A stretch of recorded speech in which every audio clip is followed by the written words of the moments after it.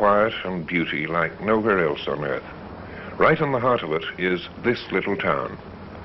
You drive west from Galway City through pure Paul Henry country of mauve and amethyst, and when you reach the sea, you're here in Clifden.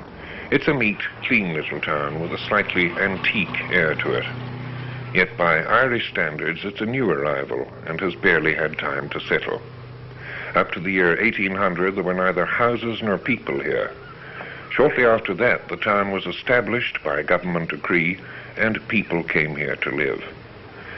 J.B. Priestley said that if he had discovered the west of Ireland as a young man, he would never have left it. If you have been there, you will know what he meant. Many people have similar views. Well, we've just managed to fix up with accommodation. It hasn't been easy. There seem to be a lot of other people like myself who like this area.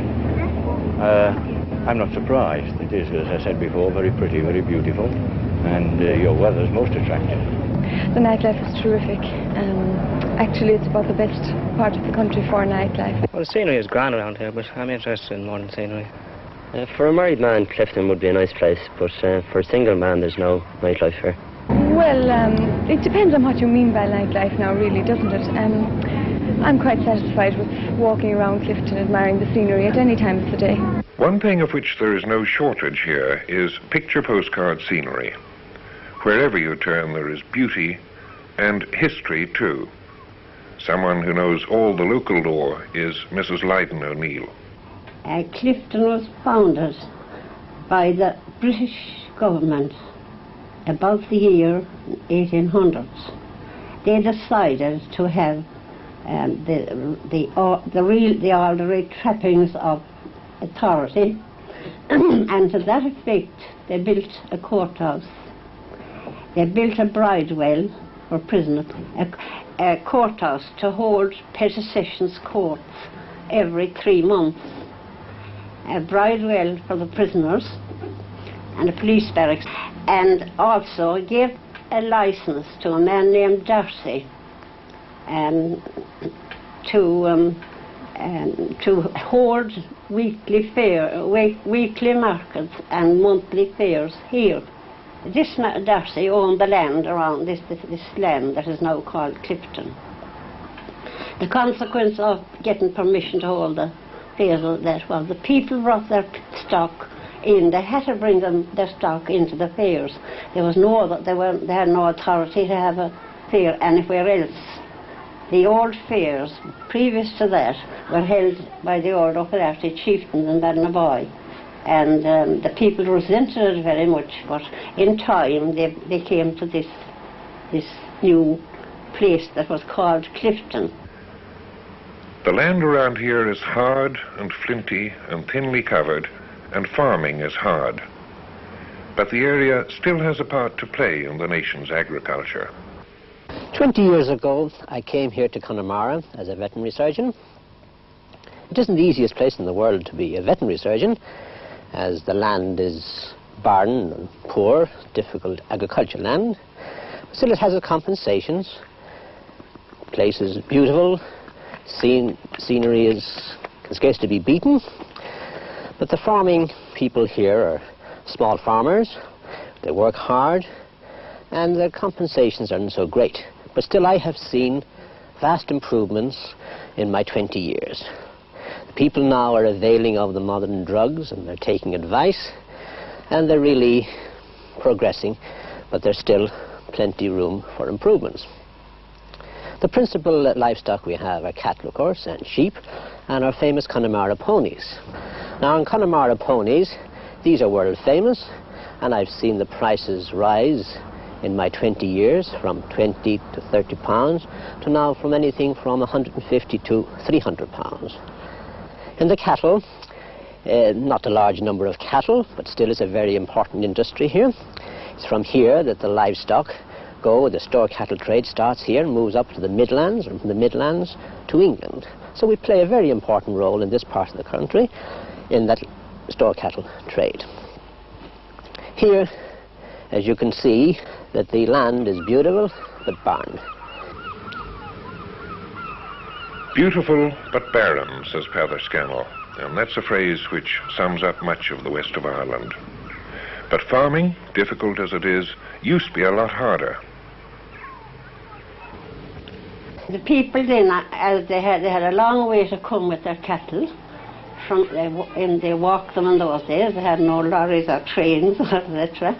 They walked from Cairns, so 20 miles away. Letterfrag, Leenan, Rosis, all the whole district round.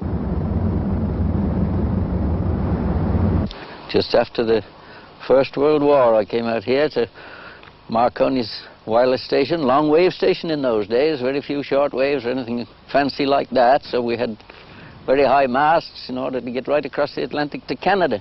And we started working here, first of all with mostly press work. The press people were very anxious to get as much across as they could.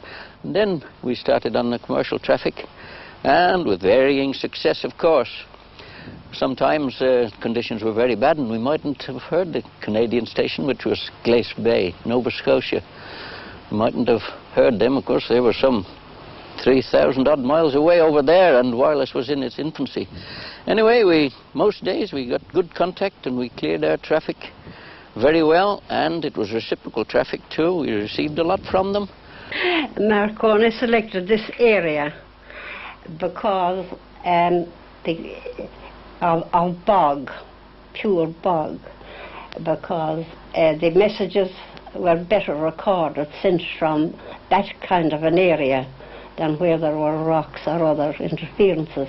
Another thing that, of course, had happened here, one of the excitements, we didn't have many, was the arrival of Alcock and Brown.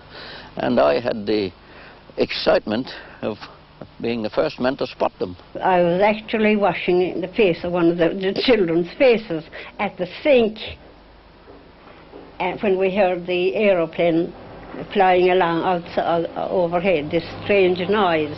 Although we knew it was on its way, we had heard news from Galway the night before that it was on its way. I heard a plane, so I jumped out of bed and got my glasses and looked up, and in the gap in the clouds I saw a twin-engine plane. I knew very well that was Alcock and Brown because there were few twin-engine planes around. So by that time I was half-dressed, dressing with one hand and looking out with the other, and I saw them come down, make a perfect landing on a bit of hard ground, but as they taxied along, the nose went down and the tail went up, and by that time I'd got my gumboots on and was running. 3 of us got up there. I'm the only one left now of the 3. The other 2 fellows have passed on. I'm the only one left, and Brown was out of the plane. Alcock was throwing out oranges, cigarettes and various things all the way from Newfoundland. Very excited he was, and telling us all about the story, the whole story of it. Anyway, we got them down to our operating room. I was an operator there, and I asked the man on the London landline, had he reported it to London? He said no. Oh, hey, come out of the way. And I got on the key and earned £5 very quickly. And then, while they were talking, I got a pad and was writing on top of the stationary locker the whole story. I sent that up also and got another little reward for that. So that in those days my brain worked a little bit better than now, but you know, I come back here to get a good look round and think of the old days. Clifden's name comes from the Irish Antlachorn, a name associated with monastic settlement. This church is built near the spot where the beehive huts of the monks once stood. Father Eaton is the local curate.